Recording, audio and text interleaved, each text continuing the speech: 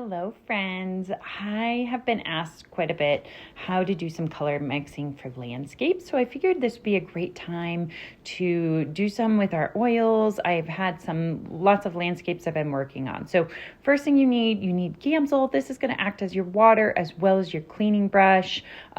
If you're starting to paint, you can use an oil, linseed, walnut. I have a glass palette here and some basic colors. When you're getting started, I hate when people go out and feel like they have to go buy all these new supplies. Also have a handy either reusable or a throwaway towel. I use these and use them a lot and then kind of throw away. And then I have a glass container with the Gamsol. At the very bottom, you're going to start to get the sediment of the oils. If it starts to get really mucky, you can dump that into another separate container, which then you can take to your paint store to dispose of. We are going to start. I have the colors out here. I have a cadmium yellow medium, and on the left side I have my phthalo blue, my ultramarine blue, and then my Payne's gray. If you had a cobalt blue, that you can also kind of experiment with that. But I want to show you how mixing this cadmium yellow medium with just these blues can give you such a variety of green colors. Now there's also a variety of different yellows. You could use cadmium yellow light.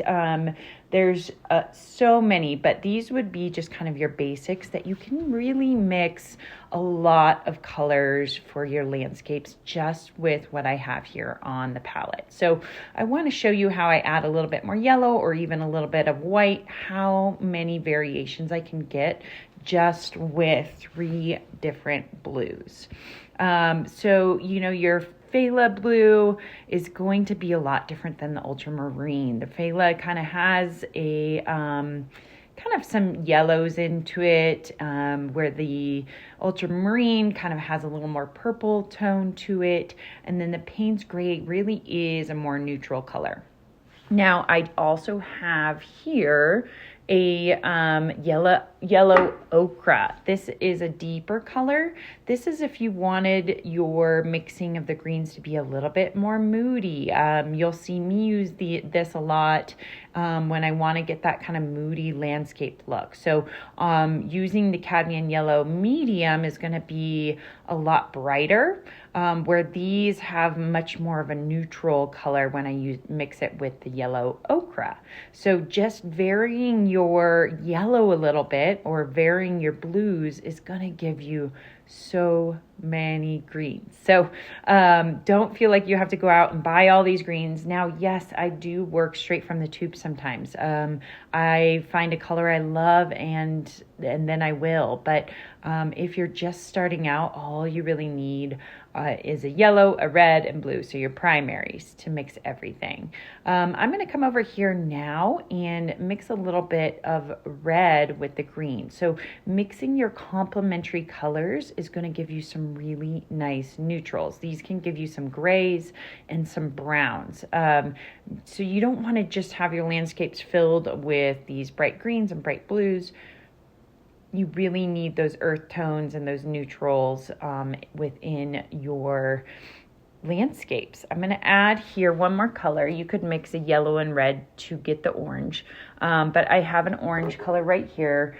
Mixing that with your blue, blue and orange are complementary colors, so that's also going to get you a really nice neutral color. And then adding in the white here, you can see, that I can do that, or I can also work from just a straight brown. This is a burnt sienna color. People often use burnt sienna as a background color to kind of bring warmth. And then let's build up our blues. I want you to see what each blue kind of looks like here. First I have the phthalo blue, then I have the ultramarine mixed just with white. So you can see how different these two colors are.